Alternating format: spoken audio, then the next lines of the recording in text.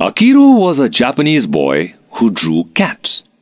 Now, there's nothing wrong with drawing cats. Lots of people draw cats. But Akiro was different. He drew only cats.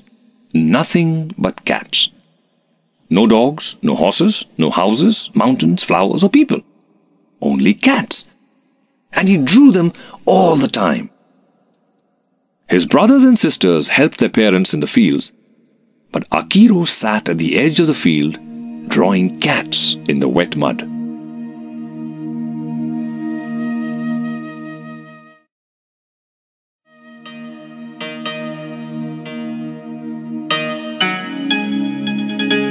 After a day's work, everyone ate rice and fish hungrily, but Akiro drew cats with the rice and tried to coax his rice cats to eat the fish. And when the cats did not eat the fish, he wept and refused to have his supper. His mother was fed up. His father was in despair. "What do we do with the boy?" they asked each other. They could not understand this quiet son of theirs, who had started drawing cats as soon as he was old enough to draw. "Why do you draw cats all the time?" his mother asked him one day. "You see, Mother," Akiro told her solemnly, "I have to keep practicing until I draw the perfect cat." "And what is the perfect cat?" "I don't know," Akiro replied, frowning with thought. "But it's not this." And he wiped out the cat he had drawn in the mud. "Looks like a perfectly good cat to me," his mother sighed, shaking her head and wondering what would become of her odd little boy.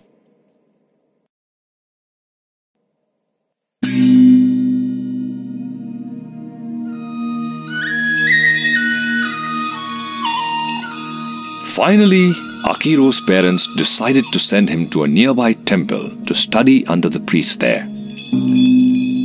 "He's not made for the fields and farming," said his father. "Maybe he'll become a learned priest," said his mother.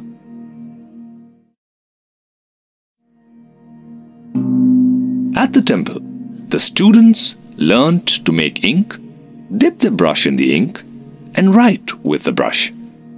But Akiro dipped his brush in the ink and drew cats. When he was asked to write a word, he drew a cat. When he was asked to add 2 and 2, he drew a cat. Then one day, when everyone was taking an afternoon nap, he drew cats on all the rice paper screens in the temple. Fat cats, thin cats, chubby cats, slim cats, cats on the ground and cats in the air.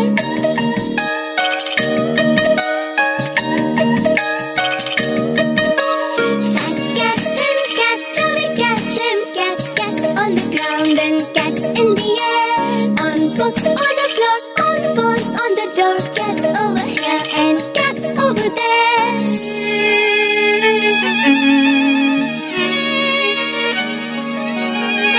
All the boys write numbers and birds they this and that. They draw mountains and flowers. But Akiro, he draws a cat. He sees cats all the time in the number and the war, in prose and in the rhyme. Cats, cats, cats, cats, cats, cats all the time. All the boys write numbers and words this and that. They draw mountains and flowers, but Akiro draws a cat. He sees cats all the time in the number and the war, in prose and in the rhyme. Cats, cats, cats, cats all the time. Cats and cats, chubby cats, slim cats, cats on the ground and cats in the air. On books, on the floor, on balls, on the door. Cats over here and cats over there.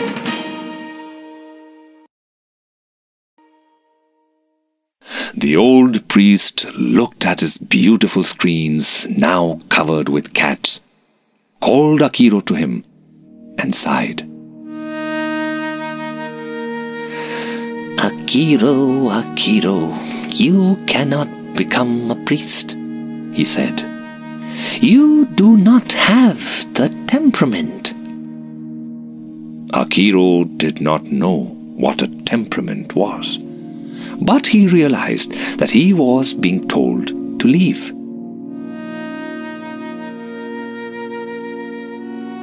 The old priest looked at the solemn little boy, and he was filled with sadness.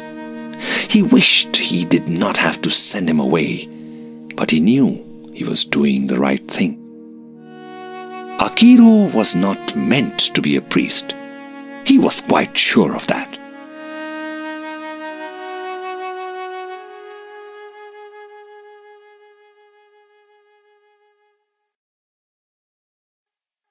Do you have any advice for me before I leave? Akiro asked him. The priest did not know what to say.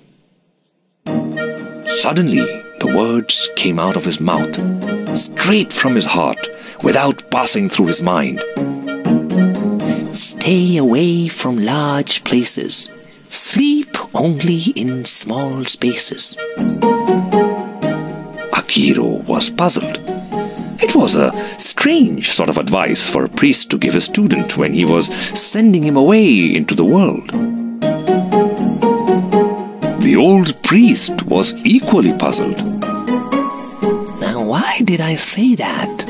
He wondered, and yet he felt that it was important.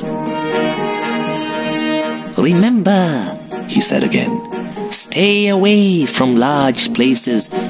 Sleep only in small spaces.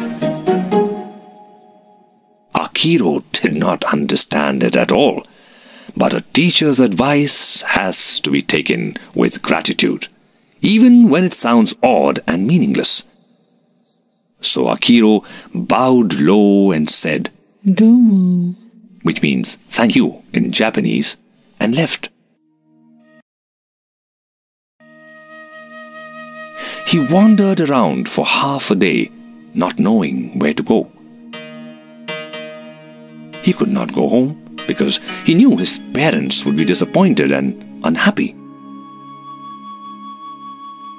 Then he remembered that there was a large temple in the neighboring village. They might need a student there to help them keep the temple clean, he thought, and walked quickly towards the village because the sun was beginning to make its way down the sky. By the time he reached the village, it was almost night time.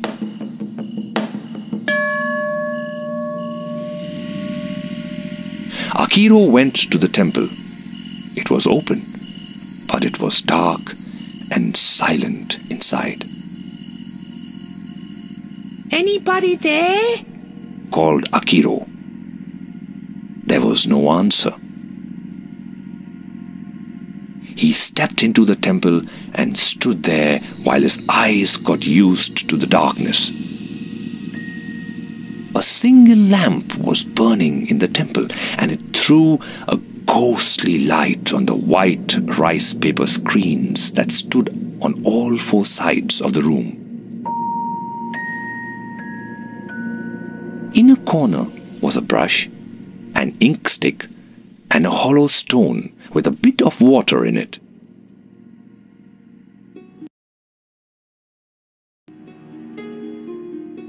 A very strange feeling came over Akiro. As if in a dream, he went over to the corner, dipped the ink stick in the water, and rubbed it on the stone to make ink. He dipped the brush into the ink, and then he began to draw cats. Akiro had drawn cats for years. He could draw cats with his eyes shut.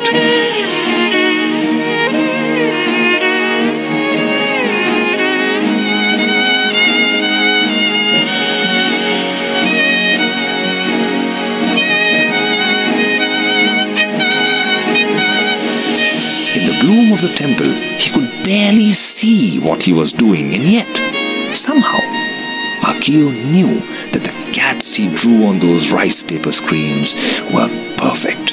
He could almost hear them purr.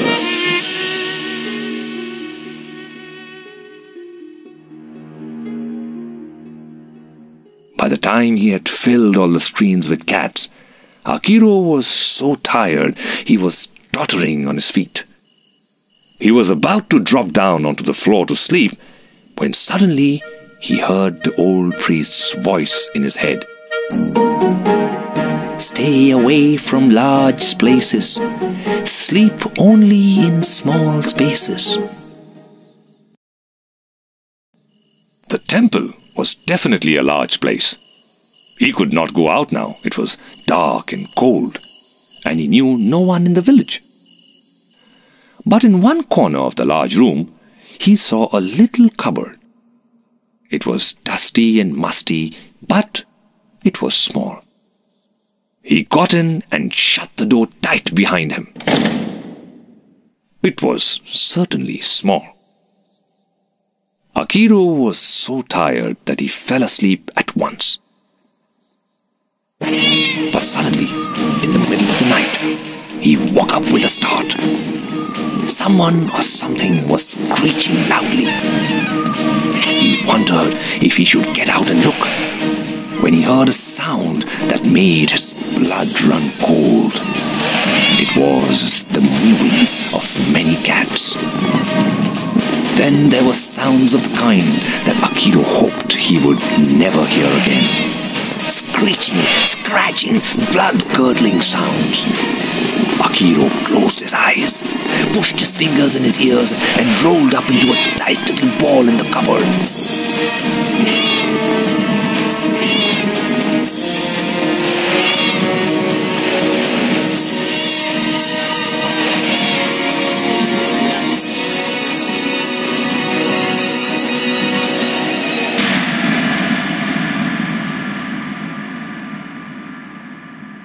After a while, there was silence, but Akiro dared not come out. He fell asleep again, and when he awoke, sunlight was streaming cheerfully in through the slats in the cupboard door. "What a terrible dream that was!" he mumbled to himself, rubbing his eyes sleepily as he tumbled out of the cupboard. The sight he saw made him gasp.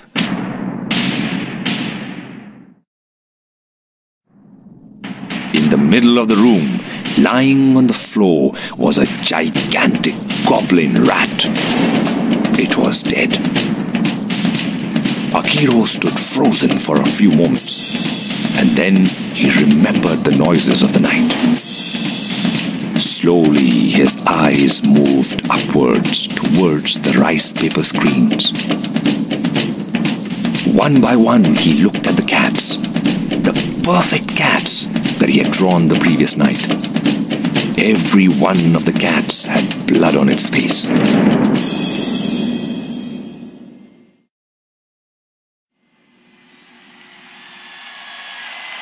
He had barely understood what had happened when a huge crowd of people came into the temple, led by the priest of the temple. "There he is!" they called out. "The boy who killed the goblin!"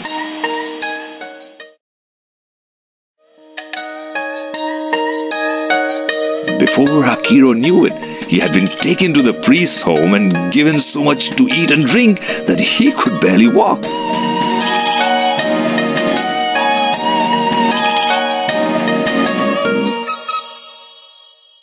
"You are our savior," said the priest of the big temple to Akiro. "Long ago, in a dream, I was told that the temple could only be saved by a boy who drew cats. I thought it was the usual silliness of dreams. But still, I left the lamp and the brush and ink in the temple every night. And now, here you are. You have killed the goblin rat which has haunted the temple for years. If you will stay and be my student, I will make you the head priest of the temple when you grow up." But Akiro shook his head and smiled. I do not have the temperament, he said. So the people of the village gave him money and gifts and escorted him home to his parents, who were very, very happy to see him. Over the years, Akiro roamed across Japan, drawing cats wherever he went. When he grew up, he became a very famous artist. And though he grew quite old, he was always known as the boy who drew cats.